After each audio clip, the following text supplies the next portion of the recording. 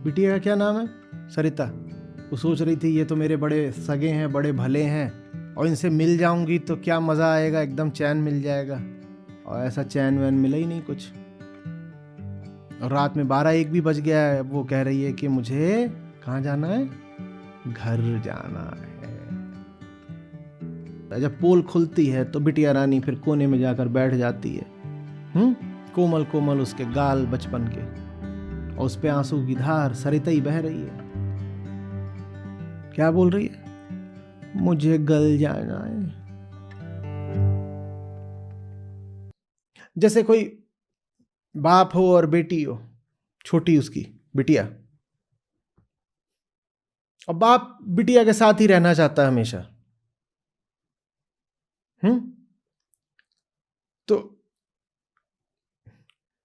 बिटिया कह रही मुझे बाजार जाना है, अब बाप साथ रहेगा। तो बिटिया बाजार जाएगी तो बाप क्या करेगा? कैसे कपड़े पहन लेगा? बाजार जाने वाले, ऐसे जिन कपड़ों में बाजार जाया जाता है।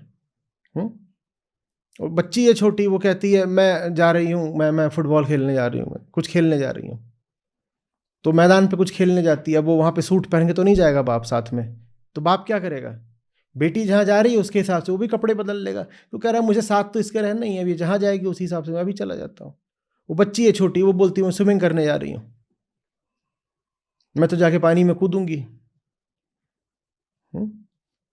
अब वहाँ पूल के आसपास आप पूरे कपड़े पहन के तो नहीं रह सकते कि आपने औपचारिक फुल पैंट पहन रखी है। तो बाप भी उसी हिसाब से कुछ निक्कर वगैरह पहन के चला गया कि चलो जाओ, रहना तो साथ ही है मुझे तुम्हारे। समझ में आ रही बात? ये बच्ची है, वो बोलती है मुझे तो जाना है पहाड़ों पे घूमने, अब बाप को तो साथ ही रहना है। तो बच्ची अगर पहाड़ पे गई है, बाप साथ में है, तो बाप ने क्या पहन रखा होगा? गर्म कपड़े पहन रखे होंगे। अब ऐसी जगह भी हो सकती है जहां वो बच्ची छोटी बोले, अहंकार, अभी वो छोटी बच्ची है, वो बच्ची छोटी बोले नहीं मैं तो जा रही हूँ, मुझे अकेले ही जाना है क्योंकि मैं वहां जा रही हूँ, मुझे अपने दोस्तों के साथ होना है। अब बाप को तो पता है कि अभी ये ऐसी नहीं है कि इसको इसके दोस्तों के साथ ऐसे ही छोड़ दें, ये ऐसी नहीं है कि इसको छोड़ दें। तो आप कहते हैं अच्छा चलो ठीक है तुम जाओ।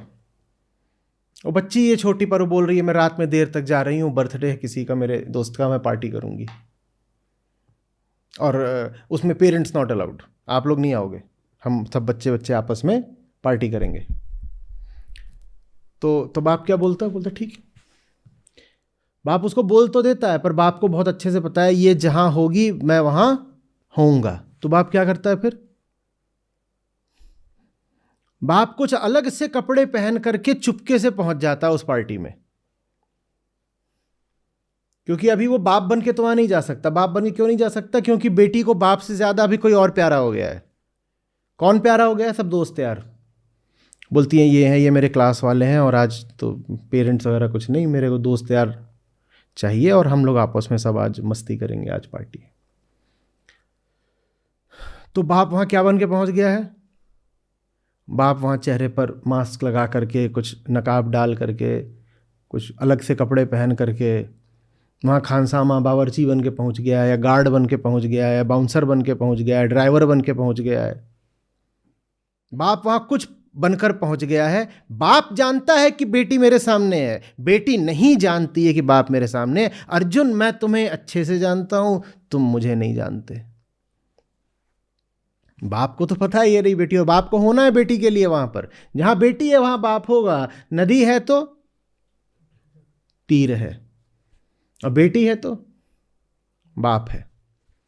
बाप तो होगा, पर बेटी ने कह दिया है मुझे तो सागर चाहिए। सागर उसके बेस्ट फ्रेंड का नाम, वो उसी के लिए भगी जा रही है। बोल रही डैडी आज तो सागर के साथ है, आज आपके साथ कुछ नहीं। तो ये जो पिताजी हैं, डैडी, ये किसी का दिल नहीं तोड़ते। ये कहते हैं सबको छूट है। ये क्यों सबको छूट देते रहते हैं? क्योंकि मुक्ति इनका स्वभाव है। तो ये सबको मुक्त ही करते रहते हैं, जो इनके संपर्क में आ जाए इसे मुक्त ही कर देते हैं। तो बेटी ने भी कहा कि डैडी आपके साथ नहीं रहना, आज तो मैं देर रात तक सागर के साथ रहूंगी पार्टी में। तो डैडी ने कहा ठीक है, तुम्हें सागर ज़्यादा प्यारा है तो अच्छी बात है, कोई दिक्कत नहीं है, तुम सागर के साथ रह सकती हो। और जिस पार्टी में वो सागर के साथ है और अपना सागर के साथ हैप्पी बर्थडे हो रहा है और नाच गाना सब चल रहा है, खाना पीना चल रहा है, उसी पार्टी में सब कह रहे हैं कि बहुत बढ़िया आज वेटर है, ऐसा काबिल वेटर देखा नहीं, ये वेटर नया वेटर है, बहुत बढ़िया वेटर। वो वेटर घूम घूम करके, और उस वेटर ने एक मास्क पहन रखा है जोकर का, और वो वेटर घूम घूम करके इन सब बच्चे लोगों को कभी कुछ खिला रहा है, कभी कुछ खिला रहा है, उनके साथ नाच भी रहा है। किसी बच्चे को नहीं पता कि उस वेटर का नाम डैडी है। डैडी को अच्छे से पता है कि बच्चे के बारे में, किसी बच्चे को डैडी के बारे में नहीं पता। डैडी बच्चे को जानते हैं क्योंकि डैडी के पास अथाह प्रेम है। बेटी बाप को नहीं जानती क्योंकि बेटी अभी बाप को भूलकर किसके लिए दीवानी है? सागर के लिए। तो बेटी के सामने बाप मौजूद है तो भी उसे बाप दिखाई नहीं देगा। अर्जुन, तुम्हें याद नहीं है हम कैसे कैसे साथ रहे? मुझे सब याद है। तुम जब जब रहे हो मैं वहाँ मौजूद रहा हूँ, फर्क नहीं पड़ता। और अर्जुन से क्या आशय यहाँ पे? हमने कहा हम सब अर्जुन, प्रत्येक व्यक्ति अर्जुन है, प्रत्येक तड़पता हुआ मन अर्जुन ही है। जहाँ जीव है वहाँ मुक्ति है, जहाँ अर्जुन है वहाँ कृष्ण है, होना पड़ेगा। जहाँ पानी है वहाँ प्यास है, जहाँ प्यास है वहाँ पानी है। दिक्कत बस ये है कि जो प्यासा है उसे पानी की इज्जत नहीं है। उस पार्टी में बेटी बाप को भूली हुई है, किसी और को याद करे हुए है। जो प्यासा है उसे पता ही नहीं है कि उसको पानी चाहिए। वो पानी की जगह न जाने क्या क्या पीने को आता है। कह रहा है वो स्पेशल मुझे वो ड्रिंक ला के दो, प्रोटीन शेक पिला दो, और क्या क्या चीज़ जो भी हो सकता है बढ़िया, ये ड्रिंक्स चाहिए, वो ड्रिंक्स चाहिए, ऐसी नई नई चीज़ें आई हैं, ये ले आ दो, बियर ले आ दो, ये सब 50 चीज़ें।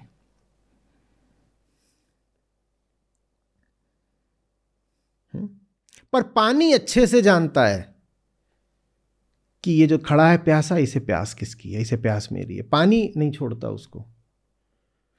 छोड़ने का काम हमेशा बेटी की ओर से होता है, बाप की ओर से नहीं होता। यहाँ बेटी और बाप से आशा क्या है, ये पकड़ के रखना नहीं, भूल जाओ। नहीं, ऐसा थोड़ी है। बेटियां हैं बहुत सारी, वो कह दें हमारे बाप ने छोड़ रखा, हमने थोड़ी छोड़ रखा। बेटी कौन है यहाँ पर? अहम। और बाप कौन है? आत्मा।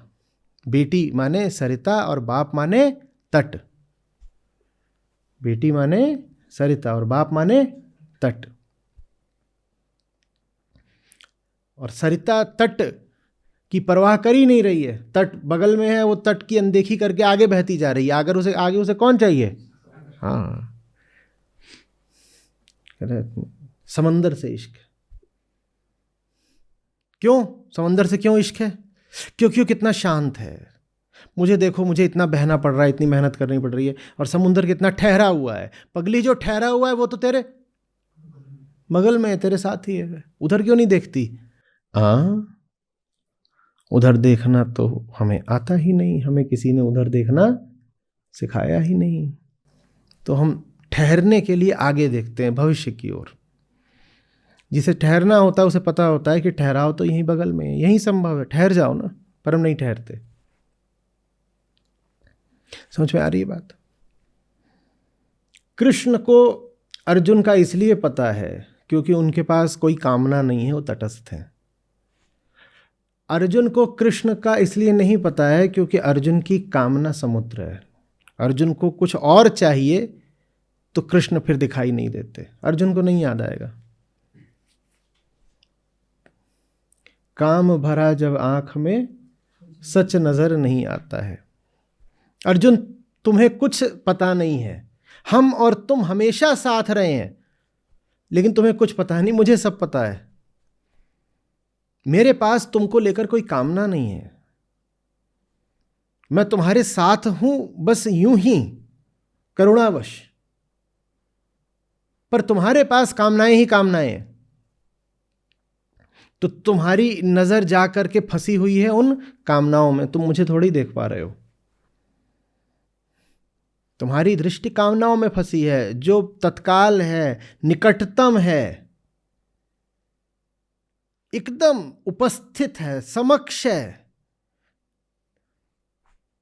पास से ज्यादा पास है, अंतः स्थित है, कूटस्थ है। तुम उसको भी नहीं देख पा रहे हो क्योंकि तुम्हारे पास कामनाएं हैं। तुम्हें बस आगे बहते जाना है कि अभी तो 3000 मील की यात्रा और करूंगा तब मंजिल मिलेगी। मंजिल तुम्हारे सामने है पागल, और तुम्हें कभी समझ में नहीं आया।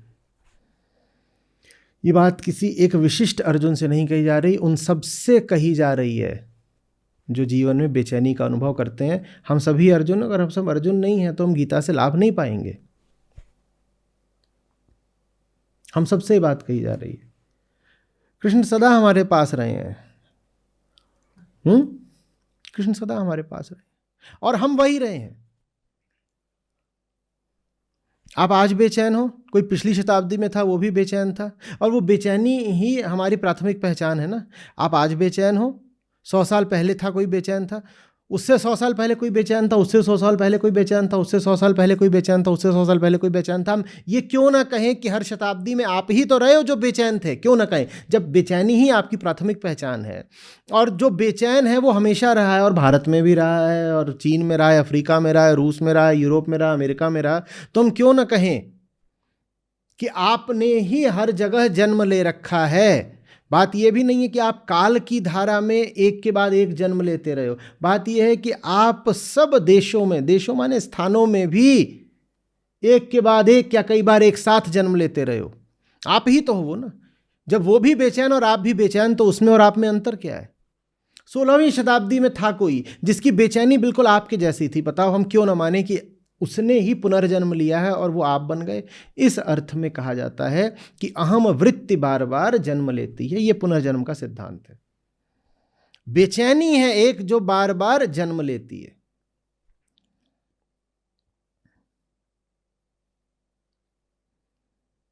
जैसे बेचैनी का एक वृक्ष हो, उस पर एक पत्ती झड़ती है बेचैनी की और दूसरी पत्ती आ जाती है।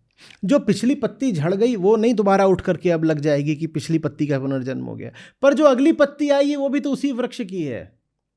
और प्रकृति में और रंग में और रूप में और स्वाद में भी हर तरीके से वो पिछली झड़ी हुई पत्ती जैसी ही तो है। तो हम क्यों ना मान लें कि वो जो पिछली झड़ी थी पत्ती उसी का पुनर्जन्म है। तो इस अर्थ में पुनर्जन्म होता रहा। अर्जुन, तुम बार बार आते रहे हो। प्रत्येक व्यक्ति जो जन्म लेता रहा है वो अर्जुन ही है। तो अर्जुन, तुम बार बार आते रहे हो। बार बार ही नहीं आते रहे हो, यहां पर भी आते रहे हो और वहां पर भी आते रहो। बार बार से तो होता है कि इसी जगह पर अभी आए, फिर इसी जगह पर 100 साल बाद आए, फिर इसी जगह पर 200 साल बाद आए। तुम सिर्फ इसी जगह पर भी नहीं आ रहे हो, तुम यहां भी आ रहे हो और उधर तुर्की में भी तुम ही आ रहे हो, और बुल्गारिया में भी तुम ही आ रहे हो, और सोमालिया में भी तुम ही आ रहे हो, और कनाडा में भी तुम ही आ रहे हो, और ब्रह्मांड में अन्य किसी जगह भी जीवन है तो अर्जुन तुम ही वहां हो। क्योंकि जो भी जहां भी पैदा ले रहा है वो जीव क्या है? बेचैन है। उस बेचैनी का नाम अर्जुन है। तो सब अर्जुन ही है। जो पैदा हो रहा है सब अर्जुन है, जो पैदा हो रहा है सब अर्जुन है। और नदी है तो तीर है, तो अर्जुन है तो कृष्ण है। और जो पैदा हो रहे हैं सब अर्जुन है। तो माने कृष्ण कहां कहां है? जहां चेतना है वहीं कृष्ण है, जहां अर्जुन है वहीं कृष्ण है। अर्जुन हर जगह है, इधर है उधर है, यत्र तत्र सर्वत्र है अर्जुन। तो कृष्ण भी फिर कहां है? सब जगह है। ये बात अर्जुन नहीं समझेंगे, क्योंकि अर्जुन को कृष्ण दिख ही रहे होते तो अर्जुन का अर्जुन होना रुक जाता। अर्जुन को कृष्ण दिख रहे होते तो अर्जुन क्या बन जाते? कृष्ण बन जाते। तो अर्जुन को कृष्ण का कुछ पता नहीं, पर कृष्ण को अर्जुन का भली भांति पता है। कृष्ण को अर्जुन का क्यों पता है? क्योंकि कृष्ण के पास कोई कामना नहीं। अभी पहले ही कह रहे थे ना कि अर्जुन, मेरे पास तो पाने को कुछ है ही नहीं, कोई कर्तव्य नहीं है, मैं सब कर्तव्यों से जा चुका हूं। तब हमने कहा था 2 तरह के कर्तव्य होते हैं। कौन से 2 तरह के? करुणा कर्तव्य और कामना कर्तव्य। कृष्ण अगर अर्जुन से बात कर भी रहे हैं तो करुणा के नाते कर रहे हैं। पाने को कुछ नहीं उन्हें अर्जुन से। क्या मिलेगा अर्जुन से? जिसके पास पाने को कुछ नहीं रह जाता उसे दिखने सब लगता है। जिसको अभी पाना बहुत है उसको दिखना बंद हो जाता है। समझ में आ रही बात? ये जब भी कभी चेतना ने मैं बोला है, उसका नाम है अर्जुन। और मैं अगर बोला है तो किसकी आस में बोला है? कृष्ण की आस में बोला है। मैं बोला ही नहीं जाता अगर कृष्ण की आस नहीं होती। मैं अपनी हस्ती की, अपने अस्तित्व की अभिव्यक्ति नहीं होता। मैं एक कराह होती है, मैं एक रोगी की पुकार होती है, मैं एक प्रेमी की कविता, प्रेम का आमंत्रण होता है। मैं माने ये नहीं कि मेरी अस्मिता है वो अभिव्यक्त हो रही है इस छोटे से शब्द से मैं, ना ना ना। जब कभी भी मैं कहा गया है, रोकर किसी को पुकारा गया है, मैं आपकी बेचैनी की कथा है, मैं आपकी पीड़ा और व्यथा है। मैं माने बस यही नहीं कि आइडेंटिटी। जब आई बोला जाता है मैं, तो वो एक आंसू होता है, क्योंकि मैं कभी नहीं कोई कहता। जानते हो हमेशा साथ में क्या कहा जाता है? मैं बेचैन हूं। मैं क्यों हूं? मैं हूं ही क्यों? मैं माने संतुष्टि नहीं होता। मैं माने एक रिक्तता होता है, खालीपन होता है। मैं एक बोझ जैसा होता है।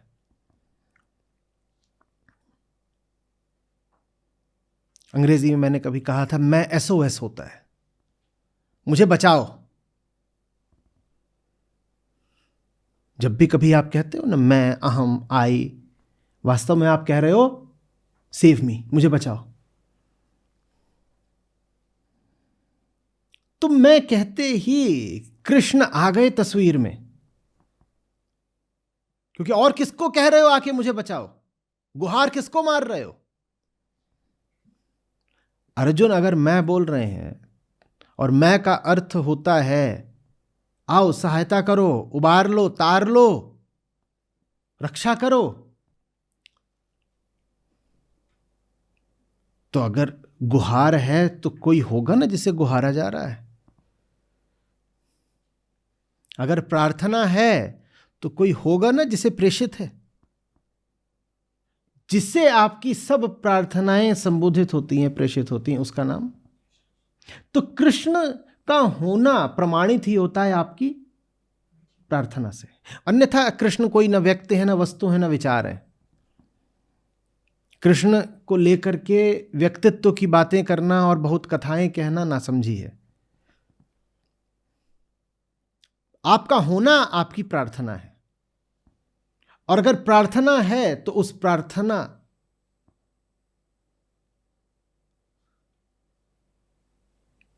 का जो अधिकारी है, उस प्रार्थना का जो विषय है, उसको कृष्ण कहते हैं।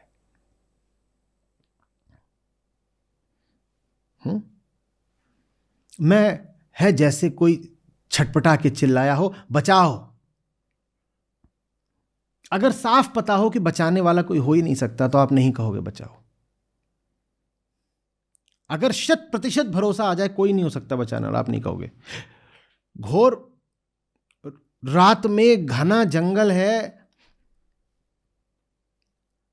वहां फंस गए हो आप किसी तरह से दलदल में, या सामने कोई हिंसक पशु, वहां भी अगर आप कह रहे हो बचाओ, तो एक जरा सी आप संभावना पकड़े हुए हो कि क्या पता कोई हो। यदि 100% विश्वास हो जाए कि कोई हो ही नहीं सकता, तो बचाओ आपके मुंह से निकलेगा नहीं, ना आपके मन से उठेगा।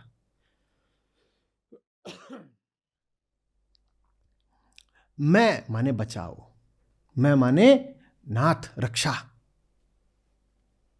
मैं माने कोई है क्या जो तार ले मुझे,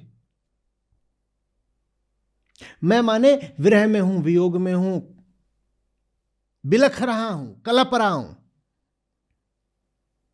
कोई है हाथ थामने को? मैं का ये अर्थ होता है। मैं आप कहते ही नहीं अगर आपको पक्का पता होता कि कृष्ण होते नहीं। मैं कहना ही इस बात का प्रमाण है कि कृष्ण है। अब बताओ कृष्ण कैसे कर दोगे अस्वीकार? जिस क्षण चेतना मैं बोलती है उसी क्षण वो बोलती है मैं कृष्ण की प्यासी हूं। मैं का अर्थ ही है मैं कृष्ण की प्यासी हूं। भले ही आप मैं बोल के रुक जाओ, बाकी बातें मौन में घुल जाएं, बाकी शब्द आपने बोले नहीं, आपने इतना ही बोला मैं, पर आगे की बात भी कही गई, मौन में कही गई। आगे की बात कही गई मैं कृष्ण से प्रेम करती हूं। अच्छा वो आगे की बात नहीं कही गई। लाओत्जू कहते हैं ना, प्रेम की ज्यादा बात कर दो तो प्रेम विकृत हो जाता है। जिस प्रेम की बात कर दी गई वो प्रेम नकली हो गया। तो अच्छा है कि आप मैं बोलकर रुक जाते हो। जो लोग पूरा ही बोलने लग जाते हैं, कृष्ण का ज्यादा नाम लेने लग जाते हैं, मैं कृष्ण की दासी हूं, मैं कृष्ण की प्यासी हूं, वहां और गड़बड़ हो जाती है।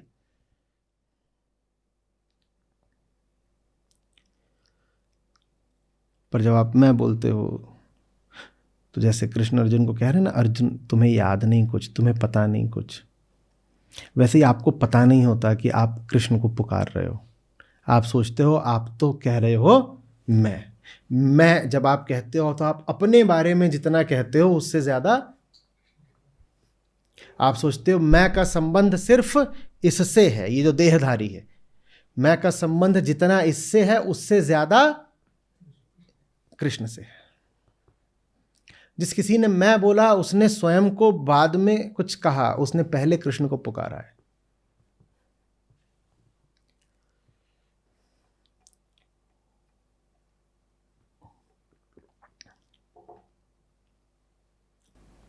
आ रही बात समझ में? देखिए इस तल पर नहीं समझेंगे तो इन श्लोकों के अर्थों से चूक जाएंगे। और इतनी सरल भाषा में कहे गए हैं, संस्कृत भी बहुत इसमें सरल है। इतनी सरल है कि आपने अगर बमुश्किल 2 साल संस्कृत पढ़ी हो तो आप अर्थ कर लेंगे। और भगवत गीता से भी सरल संस्कृत अष्टावक्र गीता की है।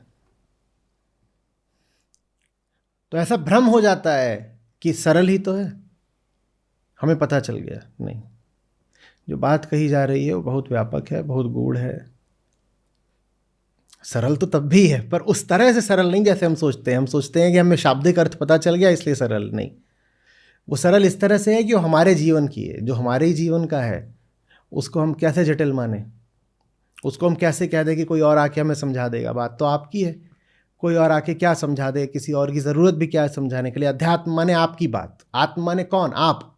तो अध्यात्म माने आपकी बात, इसमें कोई दूसरा आकर के क्या बहुत आपकी सहायता कर सकता है? इस अर्थ में सरल है। पर चूंकि हमें स्वयं को देखने का अभ्यास नहीं है, हमें अपनी ही जिंदगी का पता नहीं है, तो वो जो सरल चीज़ है वो जटिल हो जाती है। और हम उसकी शब्दगत सरलता को देख करके इस भ्रम में रह जाते हैं कि हम इसका अर्थ जान गए। नहीं साहब, आप उसके शब्दों का अर्थ जान गए। एक तरह से आपने शब्दों का अनुवाद जान लिया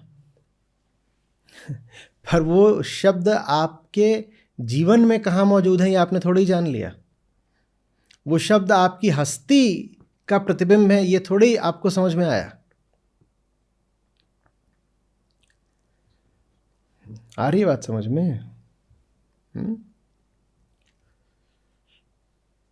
क्या महान वक्तव्य है और कितना सुमधुर है, काव्यात्मक है। अर्जुन, ऐसा कोई काल नहीं रहा, ऐसा कोई देश नहीं रहा जब न तुम थे न मैं था। बस तुम्हें ये बात पता नहीं है और मुझे ये बात पता है। काल और देश ये सब चेतना की परछाइयाँ होते हैं ना। तो जब कहा जा रहा है कि काल है और देश है तो कृष्ण है, तो काल और देश माने क्या? चेतना। चेतना होती है तभी काल देश होते हैं। तो कहा जा रहा है कि जब चेतना होती है तो कृष्ण होते हैं। जब कहा जा रहा है कि हर काल में कृष्ण है, हर देश में कृष्ण है, तो कहा जा रहा है जहां चेतना है वहीं कृष्ण है, जहां चेतना है वहीं कृष्ण है। क्योंकि चेतना, हम फिर दोहरा रहे हैं, क्या है? एक छटपटाहट है। चेतना एक सहमी हुई सिसकी है, कोई तो बचा लो।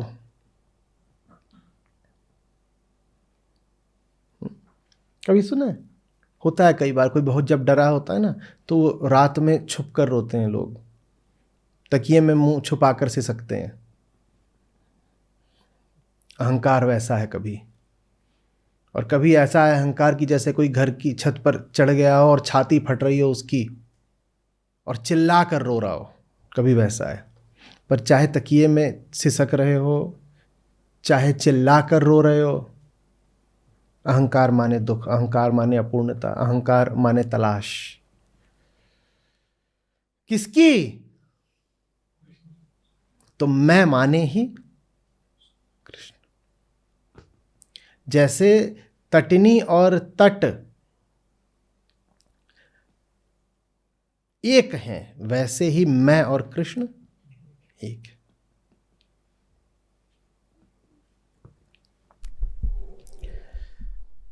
कहा जा सकता है ना कि तटनी और तट अनन्य हैं, इनको अलग नहीं करा जा सकता।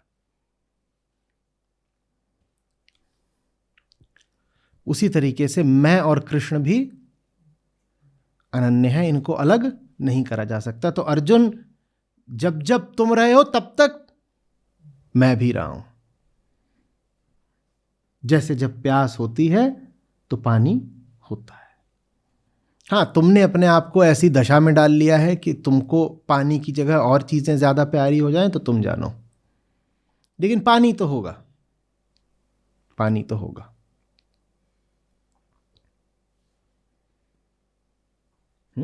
अब वो बेटी है छोटी और उसके सब दोस्त यार, एक का नाम सागर, एक का नाम समुंदर, एक का नाम सी हॉक। इन्हीं सब से बिटिया रानी को बड़ा लगाव हो गया है। अब उनके साथ उछल कूद रही है पार्टी में। अब थोड़ी देर में वहां पर हुड़दंग शुरू हो गया है। वहां 20-40 बच्चे हैं और ये सब सागर समुंदर वैसे निकले ही नहीं जैसे वो उनको सोचा करती थी। बिटिया का क्या नाम है? सरिता।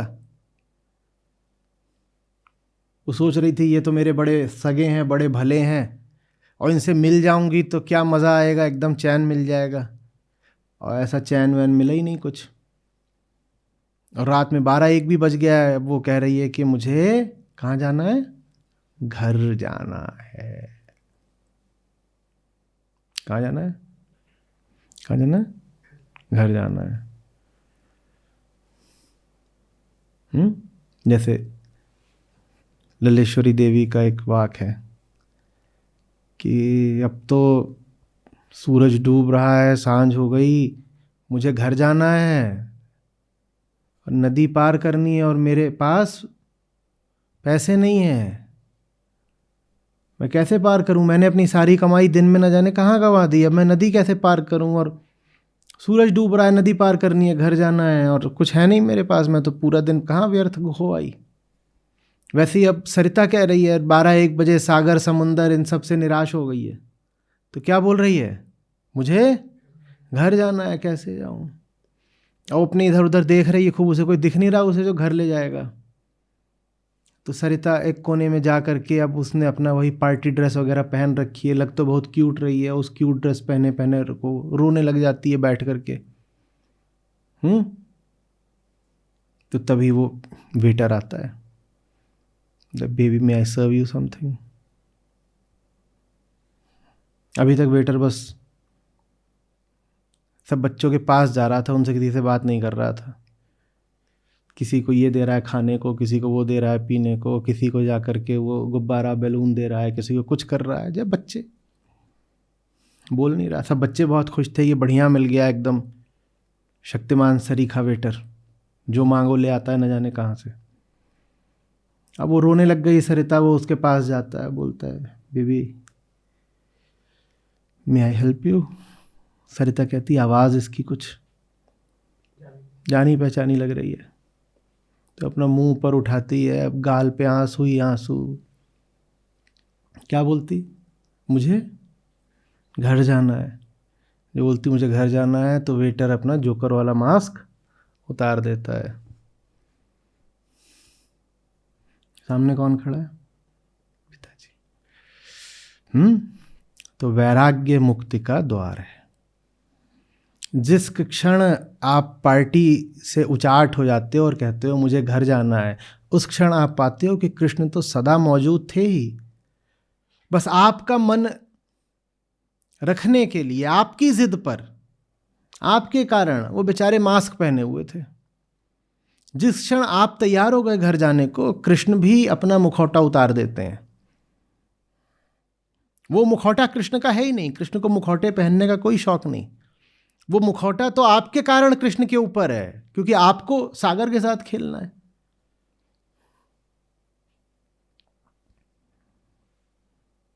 तो मुक्ति का ये रामबाण वाक्य है, मुझे घर जाना है। लिखो। जब सचमुच कोई पुकार के बोलता है ना मुझे घर जाना है, तो पाता है कि घर जाना नहीं पड़ेगा, घर तो सामने मौजूद है। जहां बाप है वहीं घर है। बेटी का घर कहाँ है? जहां बाप है। बाप ही तो घर है, और क्या।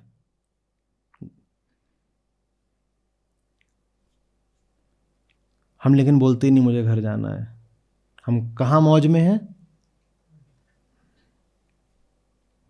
ये रंग रोगन लग रहा है, यही दोस्त यार सब अपने हैं, यही सब बढ़िया है। और दोस्त यार उनको जब परखो तो पता चलता है कि इनमें तो कुछ दम ही नहीं है। एक बात पे गौर करा है आपने?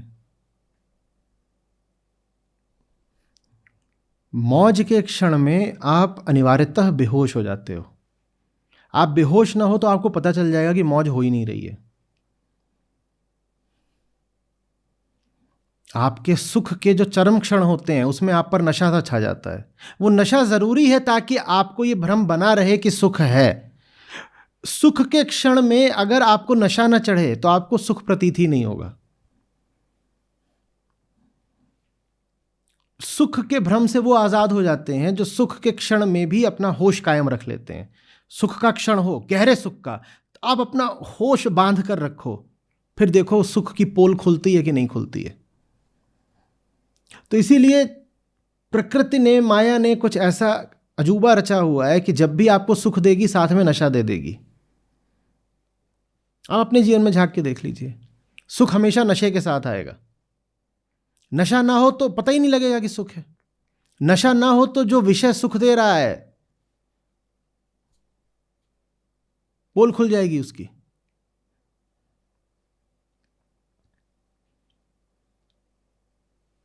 और पोल का खुलना बहुत जरूरी होता है। जब पोल खुलती है तो बिटिया रानी फिर कोने में जाकर बैठ जाती है। कोमल कोमल उसके गाल बचपन के, और उस पे आंसू की धार सरिता बह रही है। क्या बोल रही है? मुझे गल जाना है। तो अब सामने आके वेटर खड़ा हो गया है, बीबी कुछ चाहिए? ऐसे मुंह उठा के क्या बोल रही? मुझे गल जाना है। ओके, तुम्हें घर जाना ही नहीं है।